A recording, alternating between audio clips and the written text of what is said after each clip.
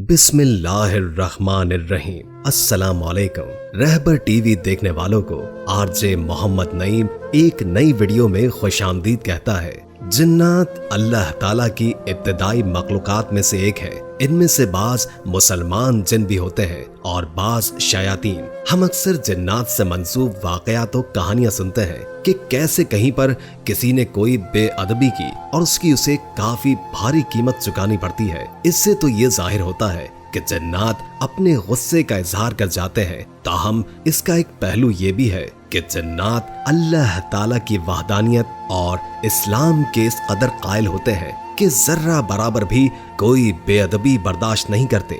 आज की वीडियो वैसे है तो कहानी, ताहम इसका ताल्लुक एक मुसलमान जिन्नात की जमात से है। सुनी सुनाई इस कहानी में बाज लोगों का ये भी मानना है कि ये एक सच्चा वाकया है, लेकिन आप सबको आज ये सुनाने का मकसद ये है कि हम ये जाने कि जिन्नात भी कैसे इस्लाम का एहतराम करते हैं और कैसे बयाबानों में बज़ाहिर वीरान नजर आने वाली मसाजिद को आबाद रखते हैं। तो चलिए बढ़ते हैं कहानी की तरफ। बहुत पुराने जमाने में एक मौलाना साहब, जो कि इंतहाई नेक सीरत इंसान थे, अपने घर से काफी दूर गांव की मस्जिद में इमाम साहब थे। वो सरकारी महकमे की जानिब से तैनात किए गए थे। इमाम साहब वहाँ बच्चों को कुरान की तालीमात देते और 5 वक्त नमाज बाजमात पढ़ाते। उनकी क़िरत इतनी खूबसूरत थी कि लोग दूर दूर से उनके साथ नमाज पढ़ने के लिए आया करते थे। इमाम साहब का घर चूंकि काफी दूर था, रोज आना जाना मुमकिन न था।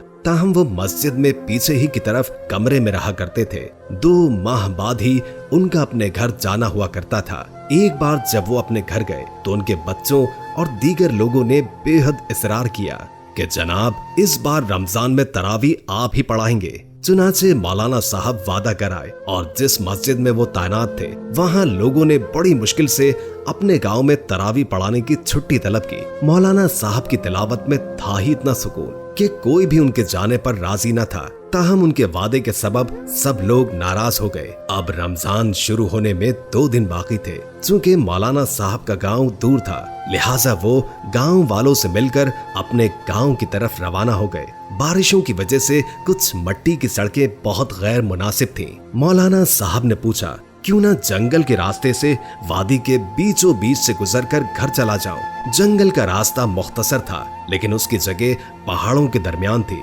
इसीलिए वो सख्त थी। अब मौलाना साहब ने अपनी साइकिल का रुख जंगल की तरफ मोड़ दिया। जल्द ही जंगल खत्म हो गया और वो वादी के रास्ते पर आ गए। साइकिल चलाते चलाते दिन ढलने लगा और कुछ ही देर में शाम हो गई। मगरिब की नमाज का वक्त हुआ तो मौलाना साहब ने नमाज के लिए एक जगह कयाम किया। अचानक उनकी नजर दूर एक छोटी सी मस्जिद पर पड़ी। वो मस्जिद की तरफ गए और जब अंदर पहुंचे तो वो मस्जिद बिल्कुल वीरान थी।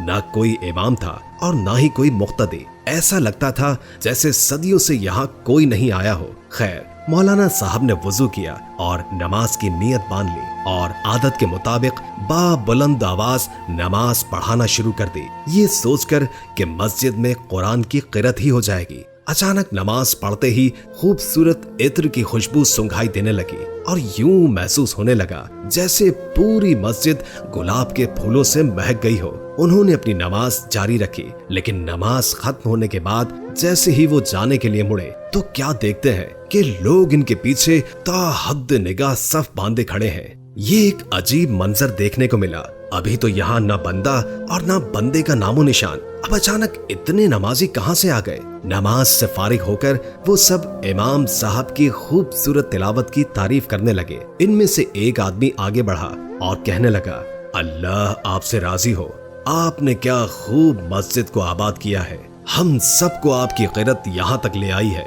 हजरत, इस मस्जिद का कोई इमाम नहीं है। अगर आप मुनासिब समझे तो क्यों ना नमाज तरावी का एहतराम यहाँ कर दें। इस तरह गैर आबाद मस्जिद अल्लाह के कलाम की बरकत से आबाद हो जाएगी। मौलाना साहब ने जब ये सोचा कि इनके यहाँ ठहरने से ये मस्जिद आबाद हो जाएगी तो मौलाना साहब वहीं रुक गए और उनसे कहा, ठीक है जनाब, मैं रुक जाता हूँ और 27 रमजान के बाद अपने घर की जानिब रवाना हो जाऊंगा। वैसे तो मैंने अपनी मकामी मस्जिद में तरावी पढ़ाने का वादा कर रखा है, मगर मुझे यहाँ ठहरना ज्यादा फायदेमंद लग रहा है। वहाँ तो इमाम साहब और भी हैं, वो पढ़ा लेंगे। ये सुनकर वो सब बहुत खुश हुए और मस्जिद में ही इमाम साहब के ठहरने का बंदोबस्त कर दिया।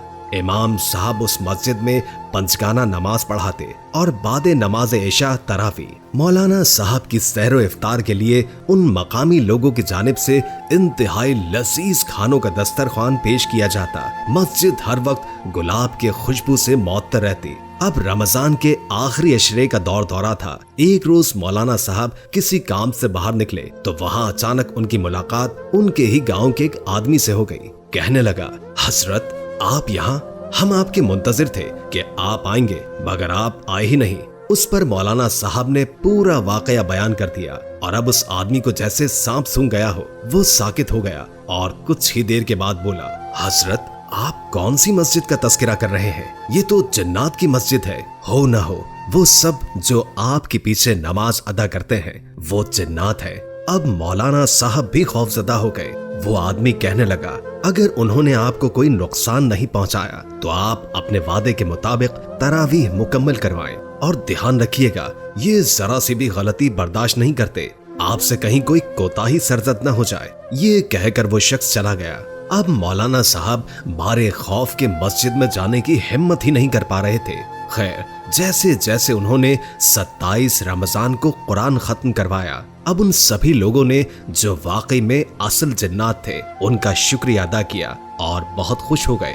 अब सब सादिक मौलाना साहब ने उन्हें बिना बताए अपने वहां से जाने का कसद किया। वो जरूरी सामान के हमरा वहां से रवाना हो गए और बिना कहीं कयाम किए जल्दी जल्दी साइकिल चलाई और शाम से पहले अपने घर पहुंच गए। जब वो घर पहुंचे तो उनका पुरमसरत इस्तकबाल किया गया। उनकी अहलिया ने उन्हें बताया कि कोई आदमी बेशुमार तहाइफ के साथ आपका मुंतजिर है। मौलाना साहब मेहमान खाने में पहुंचे तो एक नूरानी चेहरे वाले बुजुर्ग वहां पर बराजमान थे।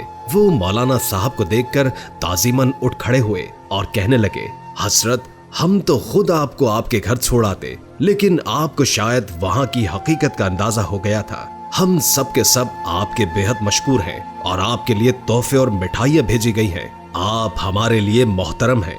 अगर आप मुनासिब समझे तो अगले रमजान भी हमें तरावी पढ़ा दीजिएगा। आपकी हिफाजत की जिम्मेदारी हमारी होगी।